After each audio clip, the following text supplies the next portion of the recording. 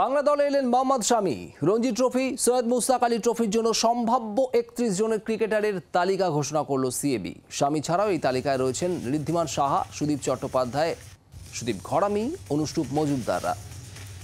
অর্কদীপ্ত মুখোপাধ্যায় আমাদের প্রতিনিধি রয়েছেন আমাদের সঙ্গে টেলিফোনে। অর্ক, এই দলে কারা কারা রয়েছেন, নতুন কারা কারা সুযোগ পেলেন, সব মিলিয়ে কি দাঁড়ালো এই সম্ভাব্য ক্রিকেটারের তালিকায়? দেখো, বাংলা দল বিগত প্রায় 1.5 মাস ধরে কিন্তু অনুশীলন শুরু করে দিয়েছে। আসন্ন যে মরশুম, সেই মরশুমের জন্য প্রথমে ইডেন গার্ডেন্সে তারা ইনডোরে প্র্যাকটিস বা অনুশীলন করছিলেন এবং গত 15 দিন তারা বীরভূমের একটি ক্যাম্পে একটা আবাসিক শিবির করা হয় কোচ লক্ষ্মীরতন শুক্লার তরফ থেকে, এবং আজকেই সেই ক্যাম্প থেকে বেঙ্গল টিম ফিরেছে এবং ফেরার পরেই কিন্তু সরাসরি বাংলার কোচ লক্ষ্মীরতন শুক্লা পৌঁছে যান ইডেন গার্ডেন্সে এবং সেখানেই কিন্তু সিএবি অফিস বিয়ারারদের সঙ্গে তার বৈঠক হয় এবং টিম সিলেকশন হয় এবং সেখান তারপরেই কিন্তু 31 জন প্রবাবলের নাম ডিসাইডেড হয় যারা আসন্ন মরশুমে রঞ্জি ট্রফি হোক বা সৈয়দ মুশতাক হোক এই টুর্নামেন্টগুলি খেলবেন।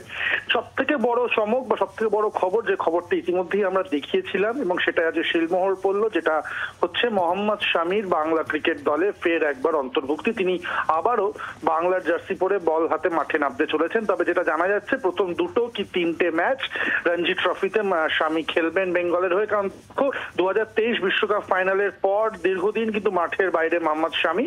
তো তার এরপরে কিন্তু ভারতের অস্ট্রেলিয়া সিরিজ আছে, সেই সিরিজ থেকে হয়তো আবার ভারতের জার্সিও দেখা যেতে পারে শামিকে। তার আগে হয়তো রঞ্জি ট্রফিতে নিজেকে একটু ঝালিয়ে নিতে চাইছেন।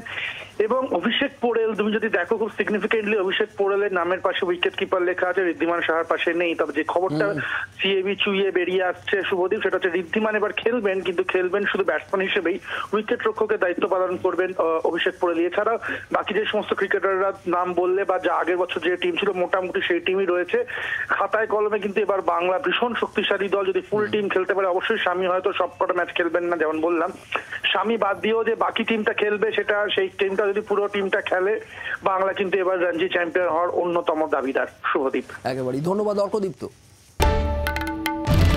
বাংলার আওয়াজ, বাঙালির আবেগ, জি 24 ঘন্টা।